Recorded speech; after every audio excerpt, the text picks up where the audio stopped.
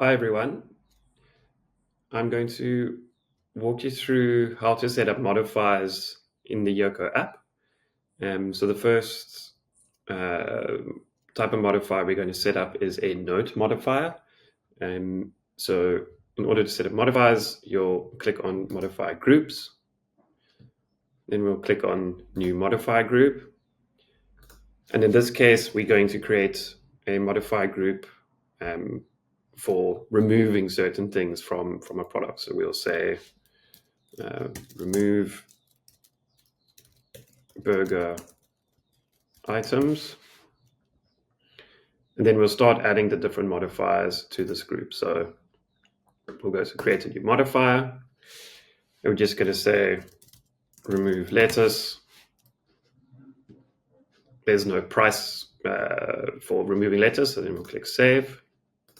We're going to say tomato. And we're going to say remove gherkin. No idea how to spell gherkin, but okay. Cool. Then we'll click save. So we've added those modifiers to this modifier group. Then under selection rules, you can choose whether these are required. So in this case, we're not going to require them because not everyone has to remove things from a burger. And then there's also this toggle to allow more than one selection. So in this case, we'll check that on, as we do want to enable the person selling to remove multiple different items. So we'll then click save. Once we do that, we can then apply this modifier group to specific products. So these are the products that I've listed in my catalog. So we'll see I've got a cheeseburger and I'd like to apply it to cheeseburger. I then click save. And that modifier group will be added to the cheeseburger. So if we navigate to that product, so in this case, the cheeseburger, we'll see that we've got the modifier groups listed for that specific cheeseburger. Those will then show up in the POS app when selling a cheeseburger for selection. Okay, the next type of modifier we'll set up is a modifier with a price impact.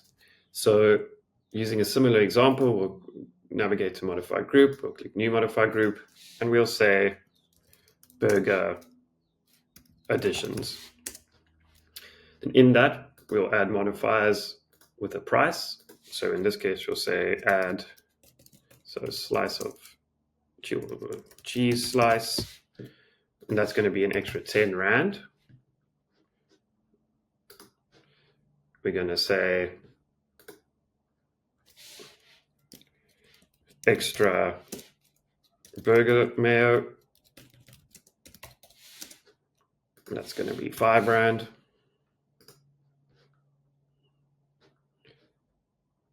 And then we'll add extra lettuce, and that's going to be 2 Rand. Similar to the note modifiers, and then some selection rules. So if you want to require selection, which wouldn't make sense in this case, but we would want to allow more than one selection. So we toggle that on and we click save. We then choose the product we want to apply to. So let's apply it to cheeseburger, and we click save. That will then be added to the cheeseburger.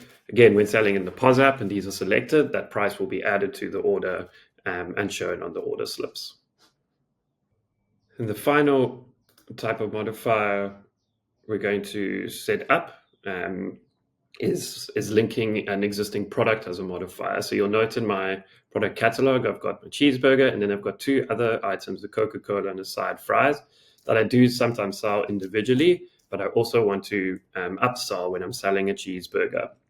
So we'll go to modify group. Again, we'll click on new modify group, and this we'll call it add-ons. Then we'll select the link a product option. And this also, choosing link a product also helps you keep track stock of those products. So if you want to track stock of those products, this is a good option for you.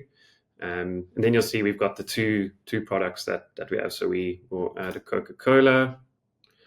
Then we have a few options. So we can either use the same product price. So if you still want to sell a Coca-Cola for 25 Rand, like you do when you sell it individually, you can also set a custom price. So if you want to sell it at a discount for upsell purposes, you can change it to 20 Rand, or you can say no extra charge.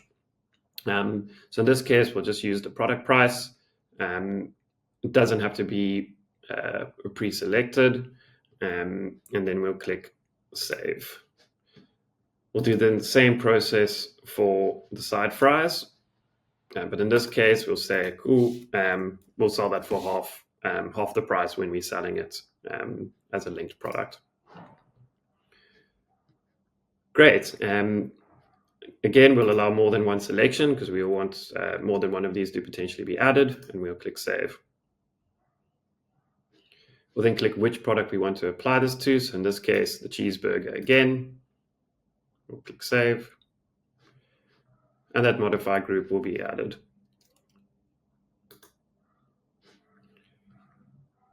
So when we go to the cheeseburger, we'll see it has all of these modifier groups, and all of these selection options will essentially show when selling the product on the POS app. And that's really it for modifiers.